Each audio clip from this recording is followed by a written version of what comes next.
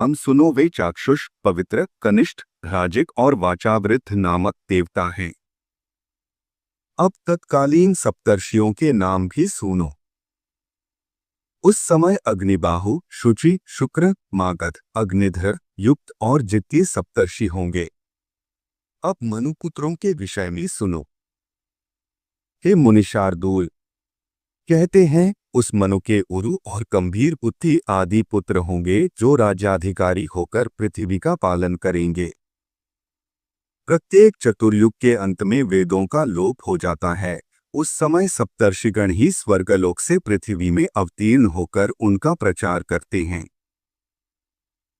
प्रत्येक सत्ययुग के आदि में मनुष्यों की धर्म मर्यादा स्थापित करने के लिए स्मृति शास्त्र के रचिता मनु का प्रादुर्भाव होता है और उस मनवंतर के अंत पर्यंत तत्कालीन देवगण यज्ञ भागों को भोगते हैं तथा मनु के पुत्र और उनके वंशधर मनवंतर के अंत तक पृथ्वी का पालन करते रहते हैं।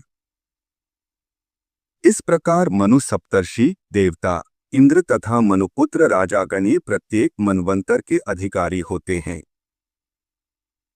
है द्विज, इन 14 मनवंतरों के बीत जाने पर एक सहस्र युग रहने वाला कल्प समाप्त हुआ कहा जाता है। हे साधुश्रेष्ठ, फिर इतने ही समय की रात्रि होती है। उस समय ब्रह्मरूपधारी श्री विष्णु भगवान प्रलयकालीन जल के ऊपर शेष शय्या पर शयन करते हैं।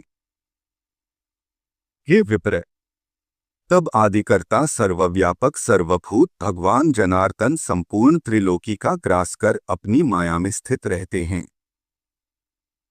फिर प्रलय रात्रि का अंत होने पर प्रत्येक कल्प के आदि में अव्ययात्मा भगवान जागृत होकर रजोगुण का आश्रय कर सृष्टि की रचना करते हैं। हे द्विजश्रेष्ठ, मनु, मनुपुत्र राजागण, इंद्र, देवता तथा सप्तर्षि ये सब जगत का पालन करने वाले भगवान के सात्विक अंश हैं। हे मैत्रेय, स्थितिकारक भगवान विष्णु चारों युगों में जिस प्रकार व्यवस्था करते हैं सो सुनो।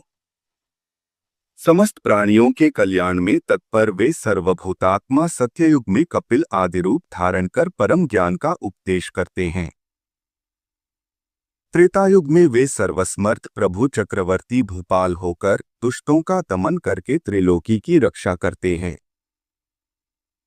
तदंतर द्वापर युग में वे वेदव्यास रूप धारण कर एक वेद के 4 विभाग करते हैं और सैकड़ों शाखाओं में बांटकर उसका बहुत विस्तार कर देते हैं। इस प्रकार द्वापर में वेदों का विस्तार